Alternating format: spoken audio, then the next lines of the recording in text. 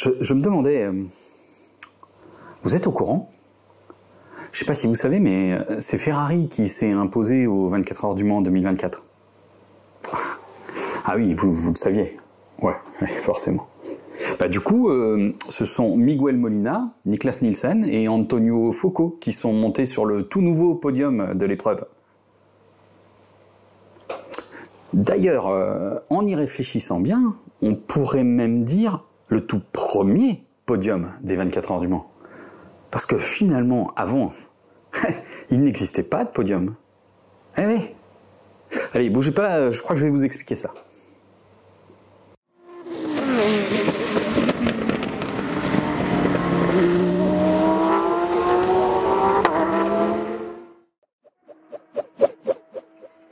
Vous êtes surpris, hein? Vous vous dites, ça fait des années que je vois des cérémonies de podium aux 24 heures du Mans, donc ce mec raconte absolument n'importe quoi. Oui et non. Parce que toutes les cérémonies de podium que vous avez vues les années précédentes se déroulaient sur une passerelle qui, initialement, a été conçue uniquement comme une passerelle. Waouh, je sens que j'enfonce des portes ouvertes, là, hein? Non, mais en fait, c'est bel et bien ça. Au départ, lors de l'inauguration du bâtiment des stands en 1991, cette passerelle n'a servi que de passerelle.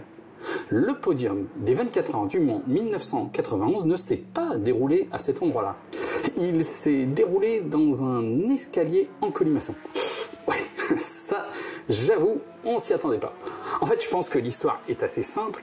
Lorsque le nouveau bâtiment des stands a été inauguré en 1991, on s'est aperçu qu'on n'avait pas réellement pensé à implanter un podium. Et pour l'arrivée des 24 heures, eh bien, on s'est dit, mais où est-ce qu'on va faire ça? Il faut que ce soit face à la foule. Les escaliers en colimaçon qui jouxtent le module sportif sont orientés vers la foule. On se dit, on va le faire à cet endroit-là. Bon, l'endroit était assez exigu, mais bon, on était un peu habitué à ça aux 24 heures, donc c'était pas un réel problème. Donc, la cérémonie du podium 1991 a bel et bien eu lieu dans les escaliers en colimaçon et non pas sur la passerelle qui servait de passerelle. Ce n'est qu'en 1992, pour la victoire de la Peugeot 905, que l'on a célébré ces pilotes sur la passerelle qui s'est transformée en podium. Ouais, sauf que c'est pas si simple. Parce que dès 1991, la passerelle qui servait de passerelle a aussi servi de podium. Vous me suivez ou ça se complique là? Oui, en fait, je vous parle pas des 24 heures, là. Je vous parle de la course d'ouverture, la Peugeot 309 Cup, qui a été remportée par Patrick Gonin. Et en fait, pour cette course annexe, eh bien, le podium ne s'est pas fait dans les escaliers au colimaçon, mais il s'est bel et bien fait sur la passerelle. Allez comprendre. Parce que autant aux 24 heures du Mans, eh bien, on est supposé avoir 9 pilotes sur le podium, 3 équipages de 3, la plupart du temps, même en 1991, autant pour la 309 Cup, on n'avait que 3 pilotes à mettre sur le podium. Et l'espace sur la passerelle, il est bien plus grand que dans les escaliers en colimaçon. Donc on aurait fait le contraire, que ça n'aurait pas été très étonnant. Mais non, on a bien fait le podium de la 309 Cup sur la passerelle et le podium des 24 heures du Mans dans l'endroit le plus exigu, l'escalier en colimaçon. Je viens tout juste de vous parler de 9 pilotes. Oui, 3 équipages de 3, ça fait 9 pilotes sur un podium, la plupart du temps. L'exemple contraire étant par exemple Volkswagen en 1989, qui sur la 3e marche du podium n'était que 2 pilotes puisqu'ils avaient piloté à 2. Bon, voilà. Et ben, en 1991, on s'est retrouvé avec 8 pilotes sur le podium pour 3 équipages de 3. C'est compliqué, hein, cette vidéo. Vraiment, il va falloir vous accrocher et suivre. Les 2 équipages Jaguar finissant 2e et 3e sont bel et bien au complet sur le podium. Les 6 pilotes sont là, pas de problème. Par contre, pour la Mazda victorieuse, là, non, il n'y en a que 2 sur 3. Oui, Volker Weidler et Bertrand Gachot sont bien présents pour recevoir les vivas de la foule, pas de problème. Johnny Herbert, lui, non, il n'est pas là. Et il a une bonne raison pour ça. C'est Johnny qui a terminé l'épreuve au volant de la Mazda 787B. Et il se trouve que dans son dernier relais, enfin tout à la fin de son dernier relais, il a fait une crise d'hypoglycémie. Et une crise d'hypoglycémie, je ne sais pas si vous en avez déjà fait, mais ça peut vraiment vous mettre plus bactère. C'est ce qui est arrivé à Johnny Herbert. Et quand il a voulu s'extraire de sa voiture, il s'est allongé sur le ponton de la Mazda. Il était incapable d'aller rejoindre le podium, il était incapable de tenir debout, il était livide, impossible pour lui d'aller sur le podium des 24 heures du Mans. Si, Johnny a bien eu le droit aux acclamations de la foule, il a bien eu le droit aux honneurs du podium. Mais 20 ans plus tard, et cette superbe idée de rendre justice à Johnny Herbert, eh bien, elle nous vient de Bruno Van Destik. Oui, c'est une improvisation qui s'est faite au matin des 24 heures du Mans 2011, lorsque la Mazda a repris la piste afin de célébrer les 20 ans de la victoire de la 787B. Et c'est Johnny Herbert qui a pu faire ce tour de célébration à bord de la 787B. À l'issue de ce tour, Johnny rentre au stand, et là, Bruno l'interpelle et lui dit « Allez, on monte sur le podium, on va refaire la cérémonie de 1991 à laquelle tu n'as pas eu le droit. » Et ça, franchement, c'était une top idée, bravo Bruno. Parce que si Johnny n'a pas eu la chance d'être entouré des 8 autres pilotes, forcément, hein, on n'était plus en 1991, il était quand même fort bien entouré. Ouais, ça va.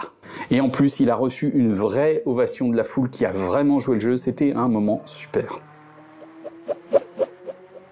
Le sachiez-vous, ce coup de mou de Johnny Herbert n'était pas sans nous rappeler un autre coup de mou survenu à un autre pilote victorieux lors des 24 heures du Mans. Je vous parle là de 1978 et de la victoire Renault.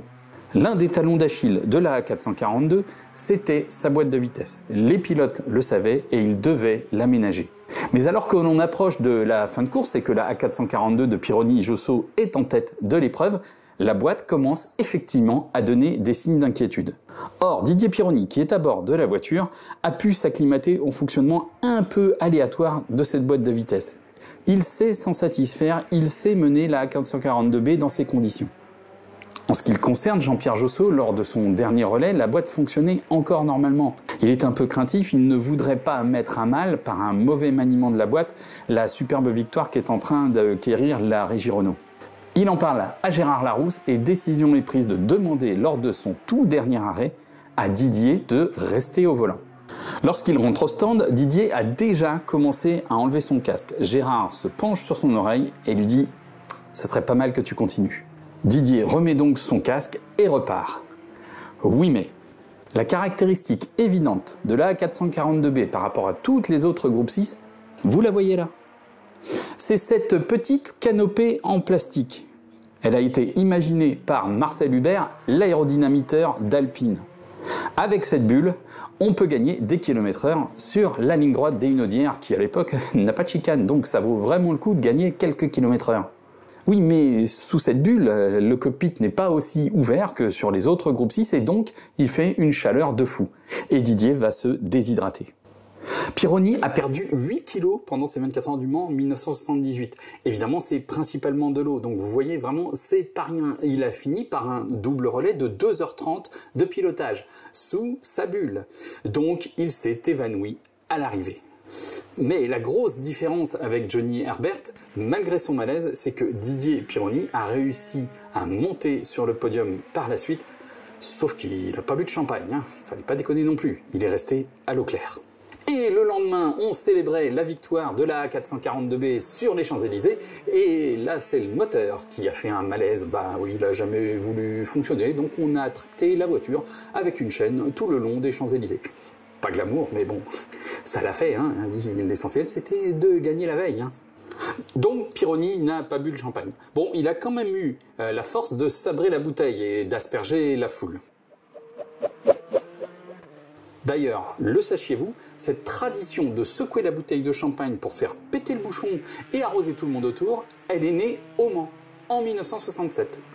Oh, la tradition pour les vainqueurs des 24 heures du Mans de boire du champagne, oui, pas que pour les vainqueurs, je vois ce que vous voulez dire. Cette tradition, elle est ancienne, hein, elle est aussi ancienne que l'épreuve. Hein. Dès les premières 24 heures, on a bu du champagne. Hein. D'ailleurs, probablement, dès la première course automobile, on a bu du champagne. Tiens, d'ailleurs, la première fois que Moët & Chandon a offert du champagne au vainqueur d'un Grand Prix de Formule 1, c'était en 1950, dès la création du championnat du monde, et c'est l'Argentin Juan Manuel Fangio, ça vous dit quelque chose, qui s'est vu attribuer cette bouteille de champagne, c'est lui qui avait gagné. Mais la tradition de transformer sa bouteille de champagne en un Karcher à bulles, elle date de 1967, lors de la victoire de la Ford Mark IV de A.J. Foyt et Dan Gurney. Lors des célébrations d'après-course, Dan se saisit de sa bouteille de champagne, la secoue fortement, fait péter le bouchon et brap, il arrose tout le monde autour de lui, dont Henry Ford II, le patron, qui prendra tout de même la chose avec bienveillance. Oui, il vient de gagner, ses voitures viennent de gagner. Dan Gurney prétendra plus tard que ce geste lui est venu naturellement, spontanément, et qu'il ignorait évidemment qu'il allait lancer une tradition. On veut bien le croire. Toutefois, ce serait oublié qu'en 1966, sur ce même podium des 24 heures du Mans, enfin podium, on y reviendra, il s'est passé un fait qui a certainement donné une idée à Dan Gurney. C'est lors de la célébration des pilotes vainqueurs dans la catégorie 2 litres, Colin Davis et Joe Seifert, les deux pilotes Porsche, que se produit un fait cocasse. L'une des bouteilles de champagne voit son bouchon exploser spontanément. Paf, il part en l'air. Et du coup, le contenu, dans le contenant, lui, il se barre aussi et il arrose tout le monde, dont autour de lui la toute nouvelle compagne d'Henry Ford II. Peut-être que c'est en 1966 et dans ce fait amusant que Dan Gurney a pioché son idée qui aujourd'hui est appliquée sur tous les circuits du monde. Le sachiez-vous, jusqu'en 1957, les vainqueurs des 24 heures du Mans étaient célébrés à même la piste. Oui, pas de podium. Quand je vous dis que l'histoire du podium au Mans, c'est quelque chose. Oui, jusqu'en 1957, on leur apportait le champagne directement sur la piste. Ouais. Rien pour les mettre en exergue. C'est en 1958 qu'on s'est dit quand même, ce serait bien de leur faire prendre un tout petit peu de hauteur pour que le public puisse les voir et les célébrer. Donc on a créé un podium. Ouais, enfin on va pas s'emballer non plus, c'était une estrade. Et l'époque n'était pas aux palettes, mais on n'est quand même pas loin dans le principe. C'était juste des planches de bois posées sur des tréteaux à même la piste, donc une installation de dernière minute. Et tenez-vous bien, ce système a perduré jusqu'en 1973. Il n'y avait même pas de banderole de sponsor pour cacher quoi que ce soit en dessous, notamment les tréteaux. Non, tout le monde pouvait voir que c'était vraiment fait de briques et de broc. Mais l'époque n'était pas au professionnalisme et ça ne choquait personne. C'est à partir de 1974 qu'apparaît un véritable podium aux 24 heures du Mans. Ouais. Alors certes, oui, cette fois-ci on a vraiment créé un espace où on les met en valeur. On a simplement utilisé une estrade en béton préexistante au premier étage du bâtiment des stands de l'époque, que l'on a enserré d'un garde-corps et zou, on a un podium. Oui, alors sauf que l'espace est tellement restreint qu'on a quand même du mal à faire tenir tout le monde.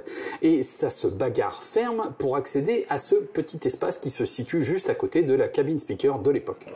Et ce tout petit espace qui, jamais de la vie, n'avait été conçu comme un podium, il a servi à accueillir les vainqueurs des 24 heures du Mans jusqu'en 1990.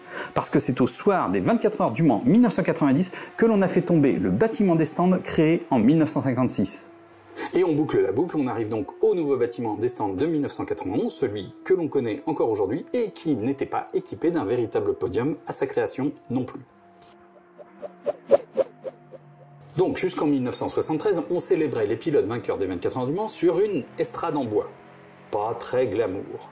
Mais en 1970, dans le style non glamour, on a fait fort avant cette estrade en bois. Alors là, on ne parle plus tout à fait du podium, mais on est toujours dans les célébrations d'après-course. Parce que les pilotes victorieux des 24 heures du Mans, dans un effort louable, hein, c'est très louable au départ, on a voulu les célébrer, on a voulu les montrer à la foule, on les a donc fait circuler sur la ligne droite des stands dans une bétaillère. On les a fait monter à l'arrière d'un camion benne et on les a fait circuler devant la foule pour que tout le monde puisse les voir et les acclamer. C'était une belle idée au départ, sauf que ça s'est transformé pour la CO en une volée de bois vert de la part de la presse sportive. Parce qu'elle considérait qu'on n'était quand même pas au comice agricole du coin et transporter les pilotes victorieux des 24 heures du Mans dans un camion benne destiné aux animaux, non, vraiment, ça se faisait pas. D'ailleurs, ça se faisait tellement pas que ça ne s'est jamais refait. Voilà, c'est fini pour ce Le Sachiez-vous consacré au podium des 24 heures du Mans. Tout au long de cette vidéo, j'ai souvent pris un ton assez narquois pour vous conter ces histoires. Tout nous semble tellement décalé avec notre œil de 2024. Ces pilotes victorieux que l'on célèbre à même la piste, voire sur une estrade faite à l'arrache en dernière minute, avec des tréteaux et des planches, en comparaison des cérémonies de podium ultra léchées que l'on connaît aujourd'hui, ça nous semble tellement anachronique. Même le podium de 1974 jusqu'à 1989, dans cet espace hyper exigu, ça semble très décalé. Cette cérémonie du podium de 1991, à l'impro, dans un escalier en colimaçon, on se dit en fait, quand même les gars, vous auriez pu faire un effort, quoi. Mais sauf que tout était tellement plus spontané à l'époque, tout était plus naïf, on se posait moins de questions. Aujourd'hui, tout est léché, tout est nickel. Le nouveau podium, il n'y a rien à redire. Il est magnifique, il y a un bel écran géant, il est proche de la foule. Vraiment top, bravo. Oui, aujourd'hui, tout est plus professionnel, tout est plus cadré, tout est plus léché, c'est plus joli à l'image, il n'y a rien à redire. Mais est-ce que pour autant, ça a plus de charme que ce qui se faisait à la bonne franquette à l'époque ? Ça, c'est moins sûr. Bon, allez, la prochaine fois, on se retrouve pour parler... je crois que c'est d'autre chose.